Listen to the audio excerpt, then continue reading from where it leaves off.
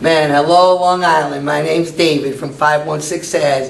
If you could pan the crowd, we're here with the Long Island business community. Hard-working business people coming together, creating business activity, mixing all that with doing good in the community. Man, it's as simple as that. It doesn't get any better than that. My hope is this. Not my hope, I know for sure, but I don't know if anyone's watching. Long Island, New York is showing the rest of the country how it's got done. Our leaders always say that small business is the backbone of the community. We're going to show them how the backbone of the community gets it done. Hey, if you're proud to be part of the Long Island networking world, guys, let's hear it for the Long Island networking world.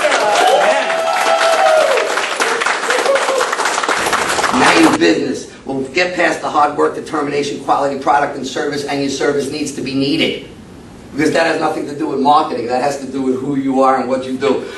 But then it is about using multiple tools. Is it blogging that's going to help you? Is it an email blast that's going to help you? Is it you putting up specials and sharing them that are going to help you? You know, is it a networking event that's going to help you? Each business, it's not only industry, it's personality. Different people are comfortable with different things. What's good for one computer person might not be good for another computer person. You have to work within your comfort zone. But it's not about the grand thing and spending lots of money. It's about doing smart things over and over again. I can't get that point across enough. What we're doing in Long Island, this idea of what we want to build with a business community network, guys, you know, this tool that the community comes together and build our own resource, I got to tell you something. If it wasn't even created at all, if I just came here with a blank slate, and we didn't have 6 years behind us, and we didn't have 6 years of events of bringing people together, and we didn't have 6 years of putting people at the top of the search engine, if we didn't have any of that, and they said, guys, we should build our own resource. There's so much to do. Man, it can make you dizzy. You can't do everything that you want to do. I actually think it's probably, and you could get lost in it. It could become a bad habit. But Facebook for business owners is as much a bad habit as it is a good tool.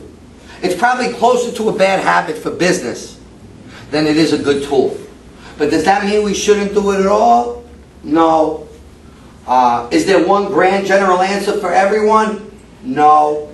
And that's because each business is different. Me, Facebook and social media is a bit better, you know, events and letting people know what's going on and activity and fun stuff. The financial advisor, maybe not so much, you know, like that.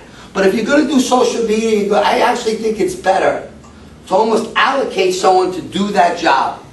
Whether it be 4 hours a week, 10 hours a week, whatever you want to do. If you want to touch upon it at all, it's almost better, like I said, hire someone to do it for you for that part-time thing. And then you could look at what you do and test it all around. If you're just out there doing it, it becomes this big thing that really just takes up your time. Facebook's like a time sucker. It sucks the time out of your day because you're fooling yourself into thinking that you're accomplishing something. I really mention that, guys, because everyone, they like Twitter and Facebook, they fool themselves into thinking they're working these days.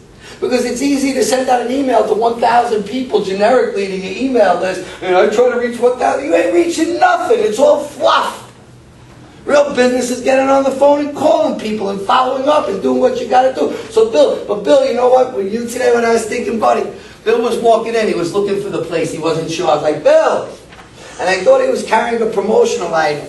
And I thought you had a promotional item with you. No. And he goes, all I carry is this. I forget what he was telling me. But you know what he really carries that made him successful? This. He carries his heart. He carries who he is, this man, a man with integrity. We all have it here. But that's what he brings into a meeting. He don't need fancy cards. He don't need bells and whistles and all that stuff. He needs who he is.